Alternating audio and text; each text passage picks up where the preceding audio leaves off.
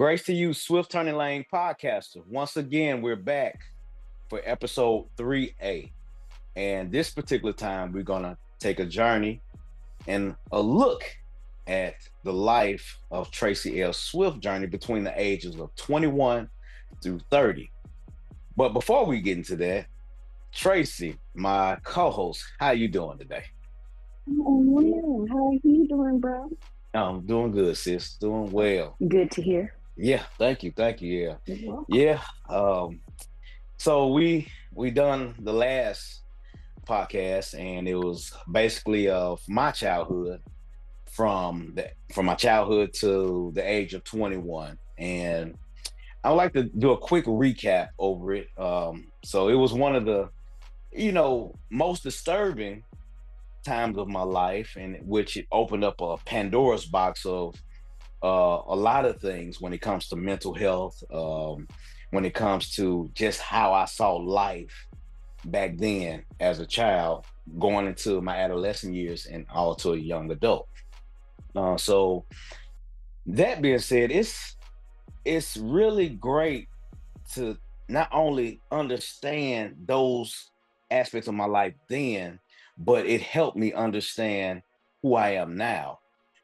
For instance, as a child, of course, I explained to the previous podcast what happened to me, but I did have a great childhood. And what I mean by that, it was it was a life with my family, life of playing sports, life in school, getting to know classmates and friends and other family members, going to family reunions. We don't see that too much, no, that often, family reunions, but all that stuff was great. Taking trips. I did a crazy amount of things with my family, and that's why I preach to my kids just family, family, family. Hmm. However, it did take a little turn here and there with some dark things that I had to deal with, that um I had to deal with all the way up to my adulthood. And one of the things I would like to discuss real quick as I recap is that I dealt with a lot of lust, and I didn't understand the deposits of lust in my childhood until it became manifesting in my adult life. And one of the things I want to share with you before I get started with that is the scripture. Of course, I gotta start off with that. Um, I gotta kick it to you when Jesus talked about lust. And yes, he did talk about lust. He talked about lust in Matthew 5. Matthew 5, verse 27 through 30. And I'm going to read this scripture, what he said about lust. He said, "You have heard it was said, you shall not commit adultery." Verse 28, "But I say to you that everyone who looks at a woman with lustful intent has already committed adultery within his heart. If your right eye causes you to sin, tear it out and throw it away. For it is better that you lose one of your members than your whole body be thrown into hell. If your right hand causes you to sin, cut it off, throw it away. For it's far better that you lose one of your members than the whole body going into hell." So that's how deep lust is. And what is this passage is a heart factor. It's where your heart is filled with lust and the desires that it takes over your whole being. It takes over your mindset, your psychological aspect. That's why we're going to talk about mental health in the future. It takes over your physical body, because that heart, when your heart has that desire to do something, it wants to feel its sinful passions. And that passion could be sexual. That passion can be monetary, financial. I got a lust for money, greed. It can be materialistic things. But that's what Christ said. And he was hard on lust. He says, far better for you to cut off the member and then throw your body, and then throw your whole entire body into hell. And so that right there says it all. That's why you have to fight the pride, the greed in your heart, because of the simple fact that it can take you away from knowing God. So, and that is the whole purpose of what we're trying to say that yes, Now we live that life of swift turning lanes into the lane of knowing God and being healed in our journeys. This is why we want to share to you what the healing process has been. Mhm. So that was pretty much going through my stage in college, high school, college, into my young adult life. But that was a summary of the recap of what I've been through from childhood to 21. Now, as we make a great transition to the one and only Tracy L. Swift. Okay. Now, definitely, let's give it to you. Tracy, do your thing, All sis. right. Okay. So we're talking about, the age from 21 to 30. So I left off on 2A saying that, I finally left my first boyfriend at 21. Um, and then I went out the country. I was gone off the country for some months. I went back home to my hometown, Belize, and I came back to the States months later. Of course, my ex, why'd you leave me? And blah, blah, blah. He tried to rekindle. I'm good. And so at that time, um, I was single. Um, I want to say the ending of 21, going on 22. I met this fella who was around the age, my age, and we started dating. Um, and I moved him into my house. I let him move into my house. Um, and at first, everything started great. He had a job, nothing was going on. All right, cool. Well, right before like coming up on let me see, the age of 23, he lost his job, so he wasn't working. So I'm, you know, the head of the household. Mhm. And so every time I would come home, he got his friends in my house. They drinking Mm. and playing card games, and I'm like, and it got to the point where you know how you come home every single day, you seeing people in your house, and they're drinking it, and it's like you ain't got no money. How you inviting people over to come in my house to drink and eat, and y'all playing games? Mm. So I was like, all right. So then, he started throwing high school parties, like parties for high school students. Yeah, don't we about to get into that. He started Okay. throwing parties for high school students because at that time high schools weren't like there weren't really a lot of high school parties for kids to go to and stuff like that, except for your high school dance and things of that nature. Well, and I had a roommate at this time, and me and my roommate were just like, me and my roommate was cool when, her living in my house. We was cool. We didn't have no problems. We went half on everything. You know what I'm saying? Had no problems.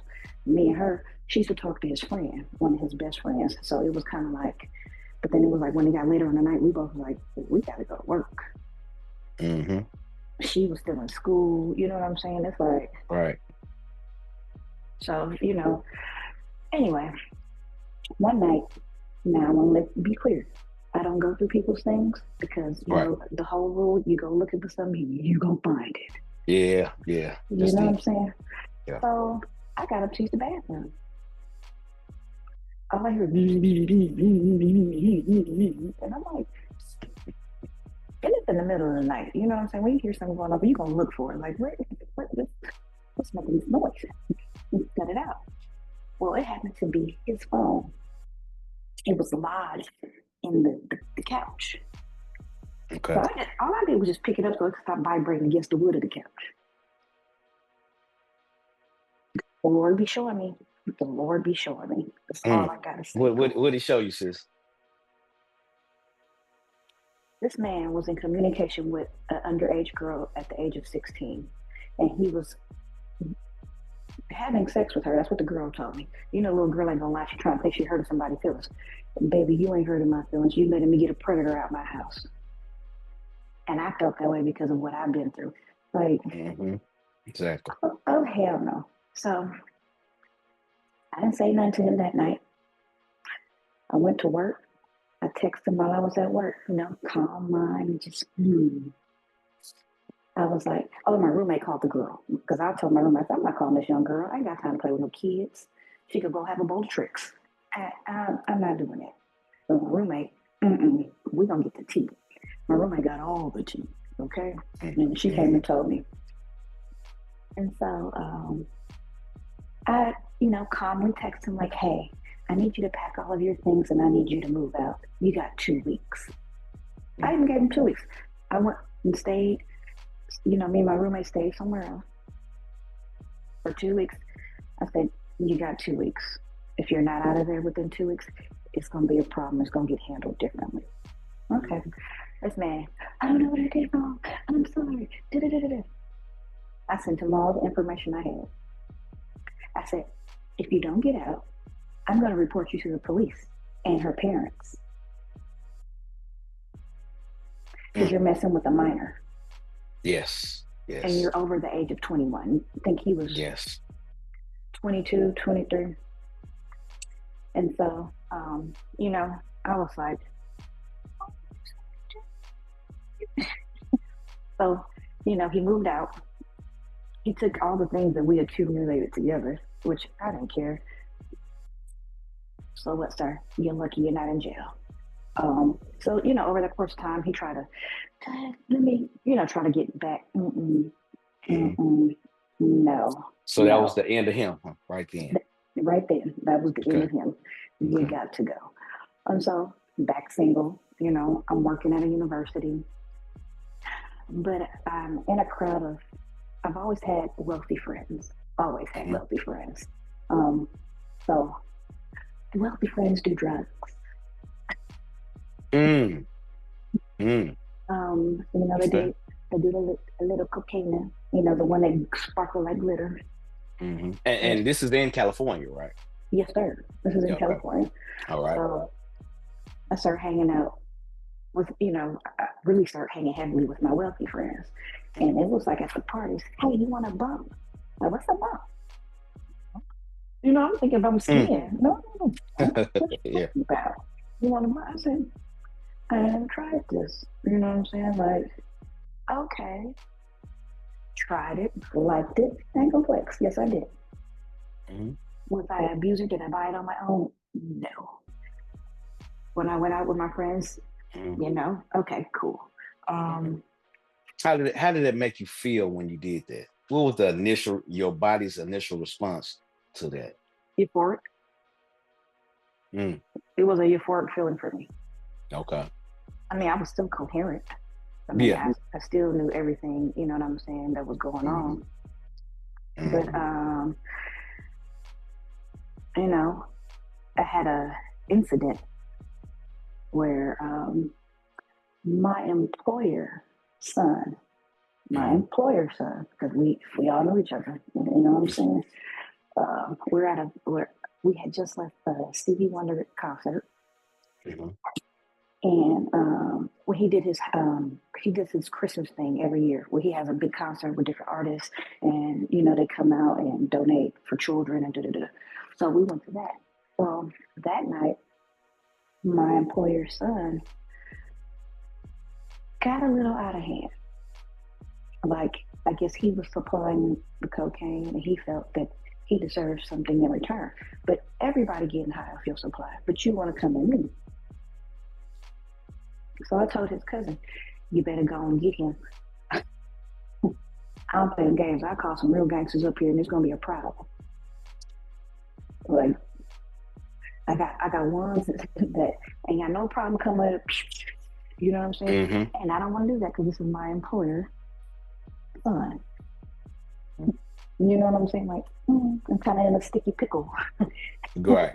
I'm going to lose my job. But I'm also not going to let this fella disrespect me or try me. So after that, I ain't do no more cocaine. Well, I did, but later on down the year. We'll get to that. Okay. But I stopped it in my 20s, not even with my friends, you know what I'm saying? And I mean, I was around rich, wealthy, some famous people, you know what I'm saying? I was like, Mm-mm. And Mm, that one incident where somebody felt that I owed them something, mhm. when there was several people, you that was, you know what I'm saying, using your supply, and you came after me. Yeah, I didn't like that. So after that, I stopped hanging with that crew like that. Like when it came to certain things, like I can't do this. At that time, I was nutty buddy. Mhm. I'm I a little guess. baby. I'm still a little baby nutty buddy, but oh yeah, I was off the wall nutty buddy.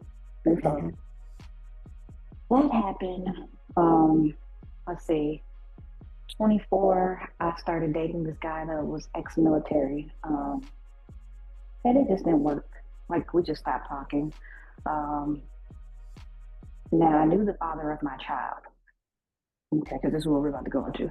I knew the father of Okay. my child, but I didn't like him because me and his sister was like this. You know what I'm saying? Because Okay. we went to Okay. school together. Yeah. I didn't like him at all. I knew he was a womanizer. I knew he was all these things. So before you get started, so you didn't like him. You didn't I like the didn't like. father of your child. So I know you're about to get into it. I just think about in today's culture when, women say um they don't like, I don't like this man. I didn't But like him for me. Like he was a yeah, cool person, okay. but he wasn't somebody like I'm not dating no man who's a womanizer. And then you was in a relationship with somebody at the time. Like, what I look like messing with you? Hmm. Okay. Nah, I'm cool. You know what I'm saying? So he knew he knows I'm a nerd at heart. So he would buy me books that I like, and I used to be like,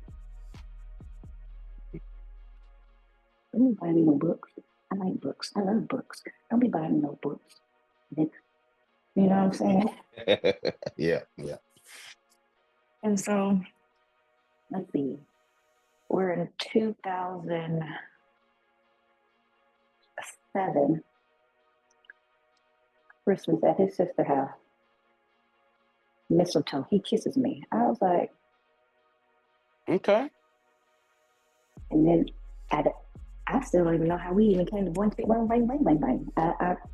It's like I swear I can remember everything detailed, but with him, how we got together, how we Hmm. like that initial getting together is a blur.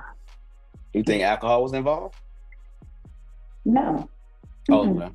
mm-mm, Okay. because he don't do drugs. You know what I'm Okay. saying? And he has stopped. He's ex-military, so he has stopped drinking. You know what I'm saying? And so it was just like I always say the Lord played a funny joke on me. Why you say that? Okay, so in 2005, I went through ovarian cancer for the first time, Hmm. and I had surgery at Cedar Sinai, and they went in to scrape my uterus of all the cancerous cells. Because I didn't want to do chemo, I went straight for the surgery. Let's go for the surgery procedure because I had cysts like big as this is all Mm. in my uterus. So they were like, like we've given you medicine to reduce your cysts. Usually they give you like a form of birth control to reduce cysts in your cervix or in your uterus. And so none of that was working. And so they went in and did a biopsy and they were like, okay, these cysts that's in your stomach are cancerous. So, either we can put you on chemo or we can do a surgery. So I did surgery. Come on, Okay. baby. So they went in through my belly button and they cut like right lower under my abdomen, like how if you don't get a C-section. Yep. Okay, Hmm. so I did that surgery. Was told I could never have children on my own. I was told that they scraped my uterus so bad that my uterus is tilted now. Wow. And if I did want to have children, that I would have to go through IVF. And it's Right. possible Okay. that the IVF would even work. So I'm like, well, I'm like, okay, so depressed, sad, whatever. Still kept it pushing because life goes on, and you know what I'm saying. How old were you at that time when you I had to go was through a cervical cancer process? 23. 23. Wow. Okay. Mm-hmm.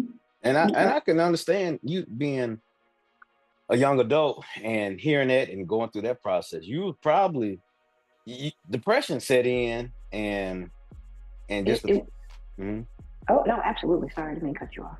mm-hmm, No, depression set in. I mean, I was already depressed, so it didn't do nothing but amplify what I was already going through. Because that to me, that was like another traumatic experience. To be as a woman, I feel that majority of women wants to have a family, a child. You know what I'm saying? So I was already like, okay, yeah, okay. Well, there goes that. So um, fast forward to me and the father of my child. The first year that we started buying chicky wow wow, which was 2009, I got pregnant. She was conceived on my birthday. wow, wow, wow. Mm. Okay, conceived on my birthday. Had her the same year, but on Valentine's Day. And it's funny. Valentine's Day is my anniversary with my wife. Well, not actually. She was conceived. No, so I turned 25. She was conceived in 2008. Had her in 2009. Okay. hmm And so, the father of my child didn't want kids because we both had traumatic upbringings with our parents. I mean, this is way worse than mine. I ain't gonna put his business out there. But Right. Right. he was afraid of being a father because he didn't have any form of a good parental except for his grandmother that passed away. Okay. Excuse me. And so I told him, he's like, you want to go have an abortion and do. I said, "Oh, abortion? Like, a child. The Lord has blessed me. I said, this ain't no pressure. You don't have to be here. Whenever you decide you're ready, she will be here. When, I'm not about to force nobody to be something they're not ready for. So my whole pregnancy was a doozy. A doozy. Okay. Like, What you mean? like most people when they're in relationships, they do the pregnancy photos, they do the reviews. I ain't have Yeah, none of that. I ain't have none of that. Mm-mm, I got you. mm-mm. I was solo bolo. That wasn't a big thing, I don't think, in the early 2000s though, like it is now. You see people do, photo shoots and Mm-hmm, on mm-hmm, social media, and then they do, the gender reveal, and you mm-hmm. see crazy amount of videos on crazy gender reveals, and yeah, you don't see that too often anymore, but I understand. So, I mean, but like, I put together her room by myself, her crib by myself. I did all these things by myself. You know what I'm saying? Hmm. Even planned my baby shower with two of my friends for Hmm. myself. You see what I'm saying? Like, Hmm. So so what I was the state of? Well, I'm sorry. What was the state of the guy, your baby's father, with you at that time? Were y'all just still separated, or was y'all trying to build something? well, in the midst of me being pregnant, he was telling me he was still in love with his ex, who he's currently with right now. Wow. Yeah, I'm being told this being pregnant. Okay, Right. Wow. Yeah, I was just like, I get it. just then like after she was born, like he was there for the birth, everything. Um, After she was born, he made it seem like, I'm gonna try to work it out with me and you, have family, blah blah blah. All right, cool. The only thing I told him was, look, don't take my baby around nobody until she's able to talk. I feel that's reasonable. She can come back and tell me if somebody harmed her, or she can tell you if somebody harmed her. You know what I'm saying? Her being a little baby, she can't tell you nothing but cry.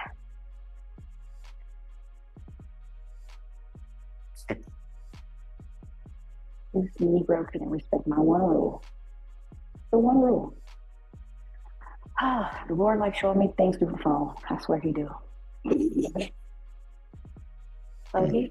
he sleep at my house one day, and then again, phone going off, vibrating loud on the desk. I'm like, This is when iPhones just came out, so you know that big old box looking like you Oh already yeah. know. Oh yeah. I remember I had one. So I had Android back then. I didn't have no iPhone. Boo. Glad you switched over. Turn to the good side. Let's switch the lanes. That's what I'm talking about.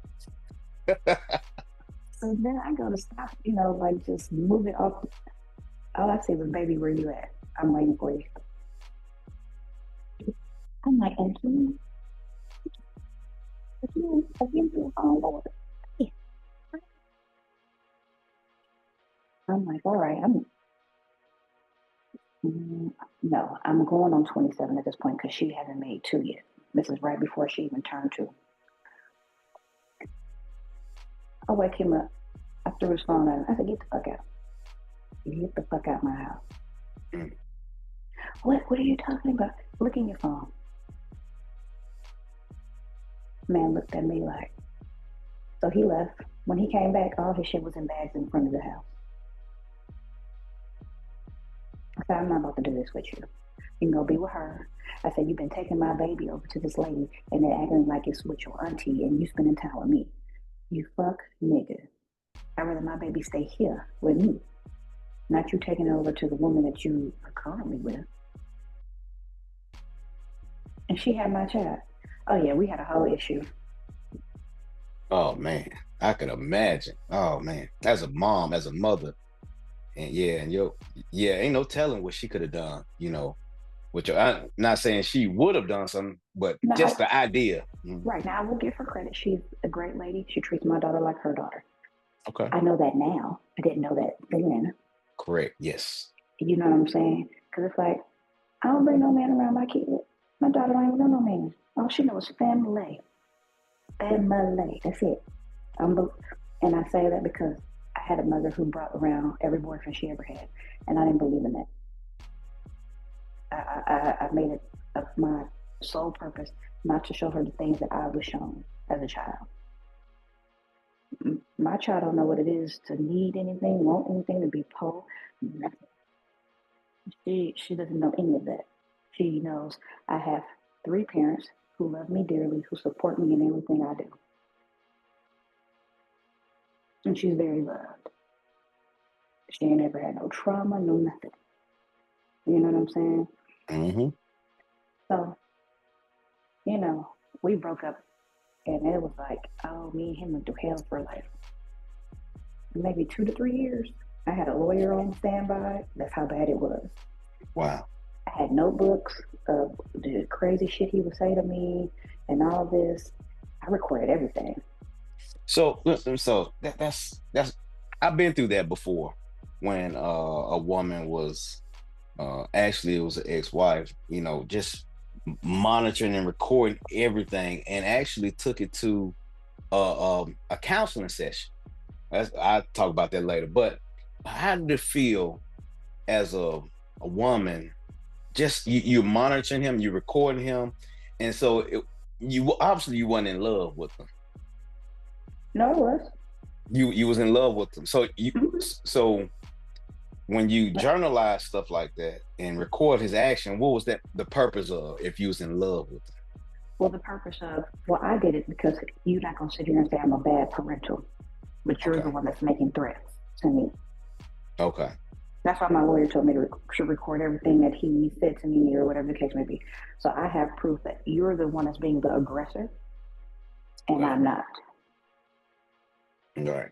So, you know, at that point, I went to the child support agency.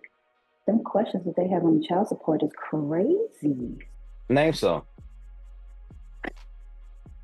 Because yeah, just name some because I didn't have to I would say my kids are on child support as well, Hmm. but Hmm. I don't know what the questions that they had to refer to the mom. Now, I don't know if they do this in Mississippi, but in the Yeah. state of California, baby, Right. it was just like, it says, is the father of your child on drugs? Is the father of your child abusing you? Is the father of your child cheating on you with another woman while you're filing for child support? All these different questions. Um, that's Hmm. interesting. Hmm. And so I met with a mediator after I filled out I think it was like 50 questions on there. I filled it out, met with a mediator. Um, she docked, what I make for it, what I make at my job. She asked me where he worked, where he lived. I gave her all the information. And so she granted me $700 a month. Wow. And so, Wow. Well, yeah, California. hmm and Yeah. this was 2010 still. This was still Okay. 2010, going into 11. And so he got the papers in the mail. Oh, what is this? There's no you and I. You live somewhere else. You reside somewhere else with the person that what I'm saying, with your woman. So what's up? He was like, can we meet with the mediator? I can't afford to do $700 a month and da da da da. So we sat down with the mediator. He was like, he could do $500 a month. All right, cool. Never did that because we made a deal. Even though I did that and said with the mediator told me if I push this go to court, it's gonna, you know what I'm saying? Ain't no turning back. Blah blah. So I never pushed it to go to court. I sat down with him. Man or woman, look here. The deal is, you do for her in your house, I do for her in my house. Pure point blank. No problems. I ain't gonna ask you for nothing, and you don't ask me for nothing. Mhm. And we kept that deal. The deal is, we ain't had no problems. Mhm. You know? So I was into that, and I was single for 5 years after him. Wow. So how did you feel in that single state where you was coming out of um, uh, obviously a relationship with your baby's father Mhm. into the single life? How were you mentally? Like, far as what was your focus now? My child, because I didn't work the first 2 years of her life, first 2.5 years of her life, because I didn't want her bonding with strangers. Okay. And I didn't start working until when I put her in preschool, because she was already walking, talking, knew all her ABCs, one, two, threes. You know what I'm saying? She was potty trained. So I put her in this private school, daycare that was down the street from my house. Um, so I started working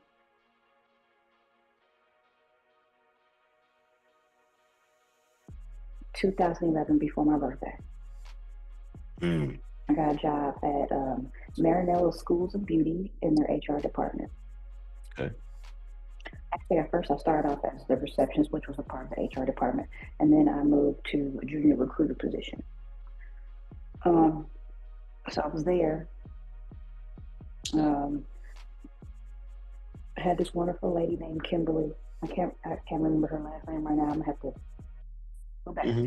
But she taught me how to be a recruiter from the ground up, like Okay. doing everything on my own. Just you don't need nobody. Like you Okay. teach you how to do all your paperwork, and I appreciate her dearly because she's Okay. the person that got me into HR and what I like about HR. Because most people think HR, you in trouble. Oh shit, Sure. Yeah. HR, Yes. HR calling you in the office, you in trouble. But A in reality, HR is there to help you evolve. You know what I'm saying? lot of And people don't so, see it that way. no, they don't. That's Yeah. because they be doing shit on the job. Yeah. Yeah. That's true. That's true. You know. So I was there.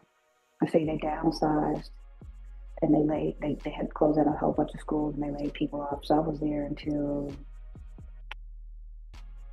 2014, 15. Um, I wasn't working for about 5 or 6 months. Got a job at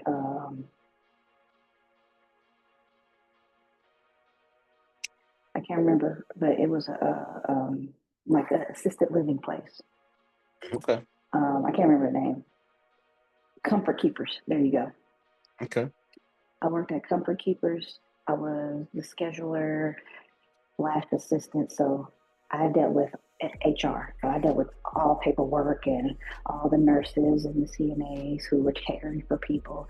I did all the termination and the write ups and, all that. Um, they started to downsize.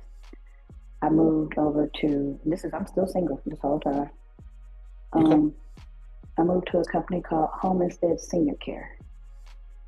Um, and I was the HR director. My employer there was amazing because he owned the company. And he called me in his office. Like I did everything. He was a lawyer, so he did all the litigation. I handled everything in the office. Um, he's he pulled me in his office. He was like, I'm thinking about selling the company, but I don't want to let down my employees. And then I told him, and the reason why he wanted to sell it because he was never there with his family. He was always working or in court. And I told him, I said, look, everybody that works for you gonna be okay. You need to do what's best for you and your family. Period. Point blank. In that time of me working there, I met Atlanta. Okay. When I Well, was how old were you then?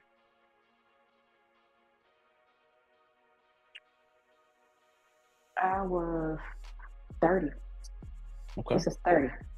So at 30, I met him and we were just conversing. And when I say met, we met on Instagram, reading my DM, and you know, Okay. we started to converse. I think we conversed for almost a whole year. Yeah, like we was following each other, liking each other's stuff, and doing all this stuff.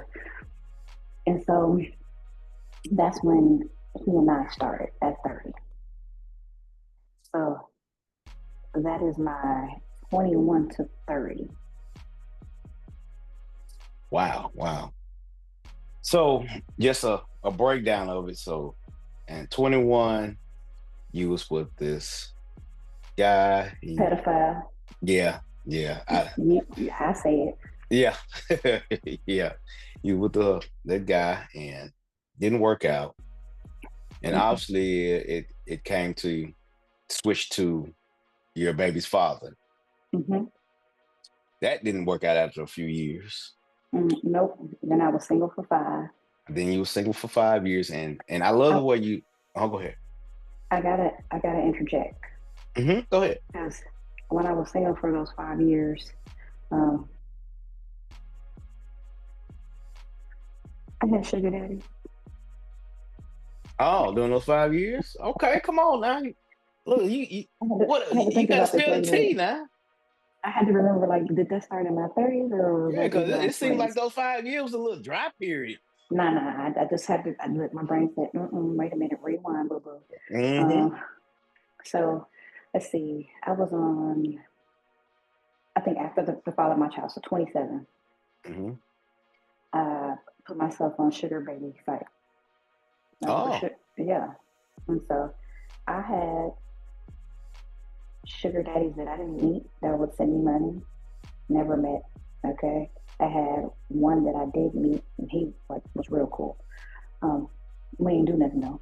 Like nothing was happening at this point. and it's um, within the 5 year frame, right? yes, yes, Okay. in the 5 year frame. I wasn't sexually active with any of these sugar daddies. It was more conversational. Um, everything else is after 30. And we'll get into Okay. that, Okay. later. But during this time, it was, older men who just like aesthetic with how I looked and my Yeah. conversation. So, I mean, they would send me money and through Cash App and Yeah. Venmo, and you know what I'm saying. So I was like, this is easy. Yeah. I ain't gotta meet none of y'all. You give me this.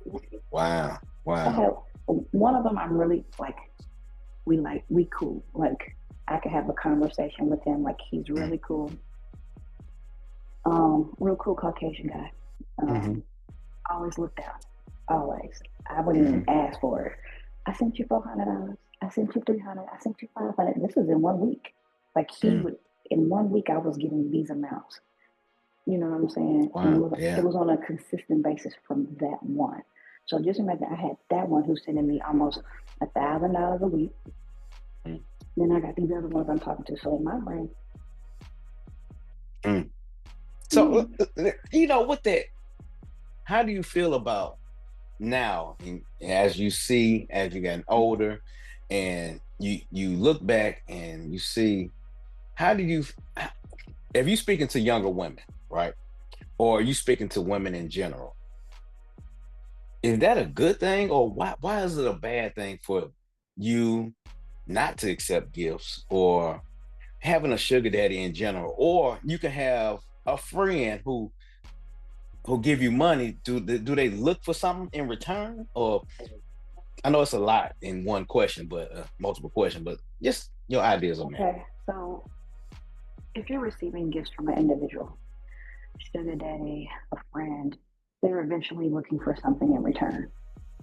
They always want something in return. It might not be right Obviously. now. Yeah, it might not be right now. It might not be tomorrow. It might not even be a year later down the road. But they're gonna get to a point where, look, your girlfriend, what's up? Give me a little sucky sucky, or give me a little sucky sucky. It's going to happen. You know what Mhm. I'm saying? And it did Eventually, with huh? it did with the one who was consistent. Eventually, this was years of us knowing. I think we knew each other for almost 5 years, and he wanted something. I was like, nah, I'm not doing it. I'm not. And Hmm. we had a little, you know what I'm saying? Because we finally met. Hmm. He flew me out to Charlotte. You know what I'm saying? Live in a nice house, a super suburban area. You know what I'm saying? Took me Hmm. shopping, did all these things. We went out and did all these things. Mm, And at that point, he was like, "Well, you came out here, and I'm doing all of this. What's up?" And we got into it. I said, "I'm not doing this. No, no, I'm not." So, not to say I have never given it up to a sugar daddy, because I have. I ain't gonna say like, "Oh, nah." I Why have. not him? Why not him? I had to ask my therapist this question years ago. Um, Yeah. like, I could be a nice, attractive Caucasian man, but when it comes to being intimate, my body rejects everything. Like, Yeah, saying no. Mm-mm, I mm-mm. get it. Like, we have great conversation and chemistry, Yeah. but when it came down to that, my body was Yeah. like, homegirl, Yeah. Yeah. we about to, ain't, she ain't about to flow like how she flow. Go and stop it. So, now, am I proud of being a sugar baby and having sugar daddies? No, because I was prostituting myself out, regardless if it was conversation or ass, for almighty dollar, and which later on catches up with you down the road. You know, Yes, it does. so especially if you have children, you don't want your child. Like, my child never seen me dressed provocatively. She's never seen me sexy. None of that. She's seen me mom clothes. Yeah. You know what I'm Modestly, saying? you dress modestly. Yes, right. Yeah. Hmm. So, years, when I was heavily into it, it really started to mess with my brain. Like, Hmm. what if my daughter does this? How am I gonna feel? What happens if she's in a situation? And like, that was in my 30s. So, then while I was 27, going on a 30, like, I'm getting this money. I'm on my own. It's just me and my baby. I'm providing for her. I ain't got no help. You know what I'm saying? I got to pay rent and the bills. This is helping me. And that's how I looked at it. You know Hmm. what I'm saying? I looked at it like, okay, I could do more for her. I could spend more time with her, have her in private schools, and because she's been in private school, she only been in public school since she um like elementary, junior high, like mid elementary, junior high. Always been in private school. So I was just like, okay, um, I don't ever want her to be this way. And it was still in my mind even then, but I was still stuck on getting this money. You know what Yeah. I'm saying? So, but ladies, I want to tell you this right now. Let's go. Don't you ever prostitute yourself out for no almighty Hmm. dollar or anything, because you are the one who's going to reap the consequences. Nobody else. It's going to weigh heavy on your mind, your heart, and especially your temple. Hmm. So, and at this time, I didn't know God. I knew God, but I didn't know God. And I was really angry at God. So, I wasn't in the place of, yes, Jesus, Lord, I'll bow Hmm. out. Mm-mm. You wasn't there yet. Nah, I wasn't there Yeah. yet. I was on the devil's playground. Okay. So, ladies, if you think this is okay, it's really not. And if you have children and they're seeing this, you are only showing them that this is okay, and you're going to continue to create that generational curse when the curse needs to be broken with Mm, you. Let's break them chains so your child and their child can live free of your generational curses. Because it's in the bloodline, what people fail to realize. That's how curses pass along until somebody breaks it. So while you're sitting out here prostituting yourself out for some money, some goods, some bags, some shoes, stop. You ain't doing nothing but messing with your own mental. mm. And you Why deserve your better. heart, why your heart far away from God? That Yeah, part. yeah. Man, so that's good stuff. That what you just shared is amazing because I see it today. Today's modern women, they one lady I seen one lady said, um, she want a man to spend 50,000 on a date, and I was like 50,000 on just one date. Then you got the criteria for these modern women in having a man. He got to be 6 feet tall. They might be 4'11" or 5'2". And so, yeah, it's the fact that so I appreciate you sharing all that and giving some. You gave a warning. You gave a warning and also encouraged them at the same time. So warning not to do this, the reason why, and encouragement to okay, stay, don't go this path because of this. And Right. yeah, Because you're doing nothing but harming yourself. Nobody exactly. else. You putting yourself in harm's way, and if you bringing these people to your house where your child lay their head, you putting your child in danger. Stop it. Stop bringing Yeah, these men to your house that you just barely met. Don't know. Stop it. And you're yeah. wondering why your children are being molested and touched because you bringing strangers in the house. Mm-hmm. Mm-hmm. Stop it, young ladies. Men too. Yeah, I've met men who bring women to their house. Why? You don't know this yeah, lady. Why are you yeah. bringing this lady to your house? It goes for men too. Why are you bringing a stranger to your house that you do not know? Now it's different if your child ain't there. And still, I don't want you nowhere. Mm-hmm. Yeah. Look, to go on dates with people, and they be like, "Oh, can I pick you up?" No, I'll meet you there. Yeah. I'll meet you there. I ain't about to let you know where I'm going or where I'm Right. headed. You Right. psycho. I don't know your intentions. You know what I'm saying? Yeah. Like none of that. And people just don't get it. You want to be, oh, let me, nah. Stop inviting these strangers over to your house. Period. Period. You don't know who got a mental problem. You don't know who's Yep. psycho, who crazy. And then, especially nowadays, these people don't even know how to take rejection. Yeah. That shoot. STDs. That too. Right. Majority of homicides are domestic violence. Yeah. That. That's dangerous. Yes. And they do have call lines for that. Yes, they Yeah. do. Yeah. I've, So I've been through it. We'll get in that. We'll get to yeah. that too. Okay.